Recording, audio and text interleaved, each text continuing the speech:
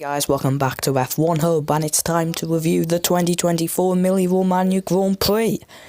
The weekend where I thought it was going to be the most boring weekend of the year, bar Miami. So let's get into it. FP1 got underway, and straight away Alexander Albon's car decided to give him a thank you present for signing a contract with the team for 2025 and beyond. Alex Albon continued his dismal season, and that meant no free practice for him. Things weren't getting much better for any of the other drivers either, as Ferrari's Carlos Sainz skipped the grass, as he tried to find a solution to what team he was going to be in next year. Amazing, right, isn't it? So with Carlos Sainz continuing to investigate the grass, he was the only driver doing it, as Red Bull's Max Verstappen continued to struggle, with a huge moments during free practice as he went into the grass, damaging his Red Bull. It wasn't the only off-track excursion he had either, as the Red Bulls were expected to extremely struggle come qualifying. God, well, that aged well, didn't it? So the Red Bulls continued to struggle. Everyone else was getting to grips with the Emilia Romagna circuit, having had a year off ever since the devastating flood last year. Logan Sargent decided to go off into the gravel to try and get a future in Formula 1. The gravel certainly doesn't help anything at all, and he's continued to be under pressure. Let's hope he delivers in qualifying and finally out-qualifies Alexander Albon. Something that I well and truly don't bet will happen. And he wasn't the only one either, as Daniel Ricciardo continued his amazing season by going off, and then eventually Lewis Hamilton, in that Mercedes already having a struggling campaign, 9th in the World Championship, decided to do some farewell donuts early. Instead of doing them in Abu Dhabi, decided to practice them 9 months early, with a spin coming out of this before the final sector. So let's jump into FP2 then, and Lewis Hamilton and Max Verstappen decided to reenact 2021 to get some views for FP2 on their YouTube channel. Lewis Hamilton and Max Verstappen nearly colliding and nearly making free practice exciting. Apart from that, FP2 was a lot less exciting than FP1, with not as many people going off.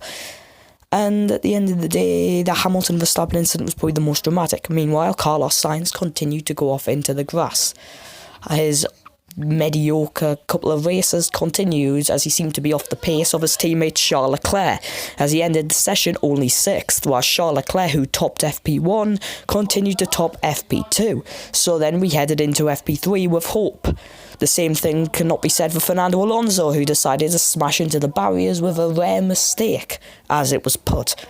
To be fair, I was surprised it was Fernando Alonso too. As soon as I saw it, I'm pretty sure you did as well. Expected it to be Lance Stroll, but instead Lance Stroll was actually being competitive for once. And he wasn't the only one, Fernando Alonso, either, as a Red Bull was in the wall. However, unfortunately, it wasn't Max Verstappen, it was Sergio Perez.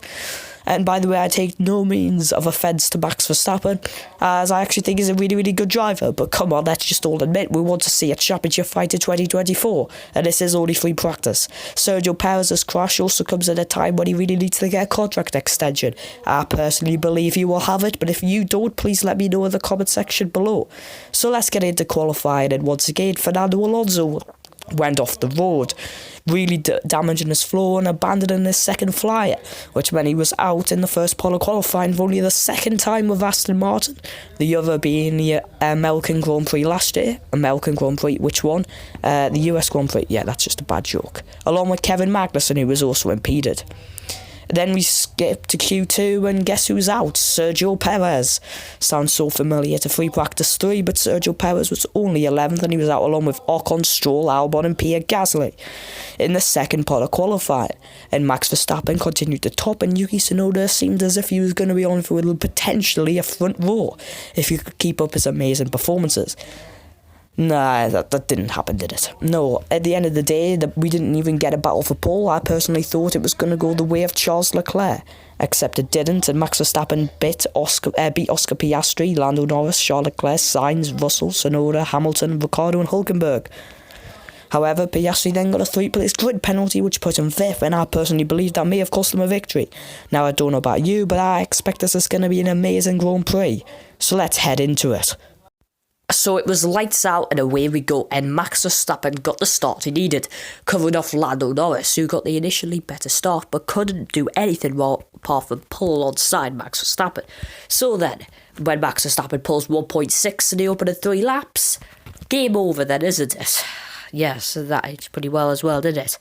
Meanwhile, let's have a little check in on Williams. Alex Albon is doing pretty good at the moment. Oh, until he's not. Williams decided to do a Sauber type of pit stop in a race where Albon ultimately DNF'd in. Especially since, they didn't put his tyres on properly, so he spent the entire race 2 laps down on the rest of the field. The only one person who was having a worse weekend so far was Fernando Alonso. Oh yes, and Sergio Perez as well. Not content with crashing in FP3 and going out in Q2, Sergio Perez decided to go into the gravel to just end his hopes of a Red Bull career, and in fact his Formula 1 career total. It's a race where the Mexican ultimately finished in 8th place behind George Russell, who had to pit after having a mechanical issue. Speaking of George Russell, Lewis Hamilton decided that it was a second trip in the gravel at the exact same corner this weekend. Lewis Hamilton was clearly wanted to get out of that Mercedes W15 as quickly as possible. However, it didn't work anyway, and he kept on going, ultimately finishing in 6th place, which remarkably is his best result of the year. So nothing happened for 40 laps until, oh look, Lando Norris is fighting for the victory.